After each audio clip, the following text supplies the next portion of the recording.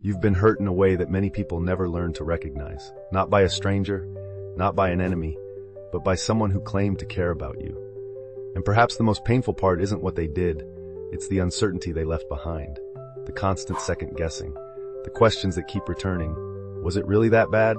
Maybe I'm overreacting. Maybe it was my fault. That uncertainty is often one of the deepest wounds emotional abuse leaves behind. Unlike physical violence, emotional abuse rarely leaves visible evidence. There are no bruises to photograph or scars to point to. Instead, the damage happens beneath the surface, affecting your confidence, self-worth, and ability to trust your own perceptions. This is why emotional abuse is so difficult to identify. Most people imagine abuse as something obvious. They think of shouting, threats, or physical harm. But emotional abuse is often subtle. It hides inside conversations. It disguises itself as concern.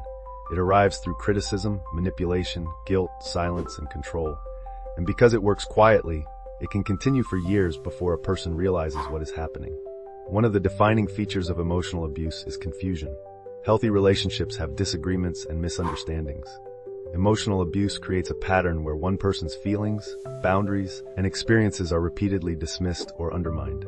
Over time, the victim stops questioning the relationship and starts questioning themselves. That shift is where the real damage begins. One of the most powerful tools emotional abusers use is gaslighting. Gaslighting happens when someone repeatedly denies, distorts, or rewrites reality until another person begins doubting their own memory and judgment. You remember a conversation one way. They insist it happened differently. You express hurt. They tell you you're imagining things. You point out a pattern.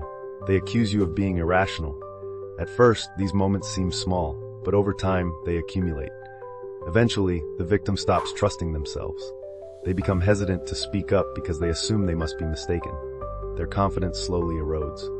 Another common tactic is guilt manipulation. Normal emotional needs are treated like offenses. Asking for support becomes selfishness. Setting boundaries becomes cruelty. Expressing disappointment becomes an attack.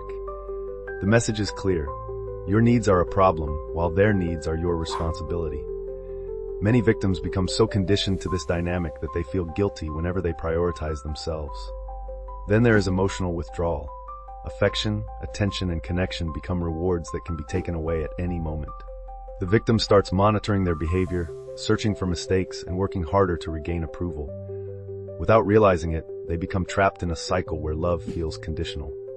Criticism also plays a major role. Unlike healthy feedback, abusive criticism is frequent, personal, and targeted. It focuses on insecurities and slowly chips away at confidence. A joke about your appearance, a comment about your intelligence, a reminder of your shortcomings. Individually, these moments may seem minor. Together, they can reshape how a person sees themselves. Perhaps the most confusing dynamic is the cycle of idealization and devaluation. At first, the relationship feels extraordinary. There is affection, attention, and validation. The victim feels deeply understood. Then something changes.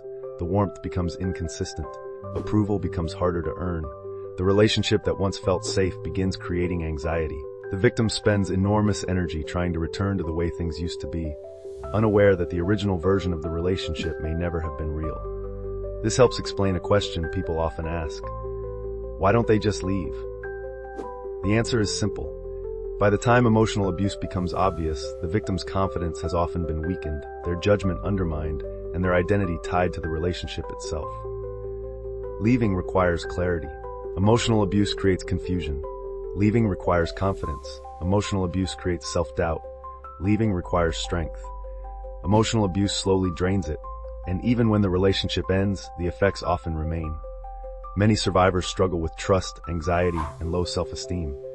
Some lose touch with who they are because they spent years focusing on someone else's needs instead of their own. Healing becomes a process of rediscovery, learning what you believe, learning what you want, learning what healthy love actually feels like.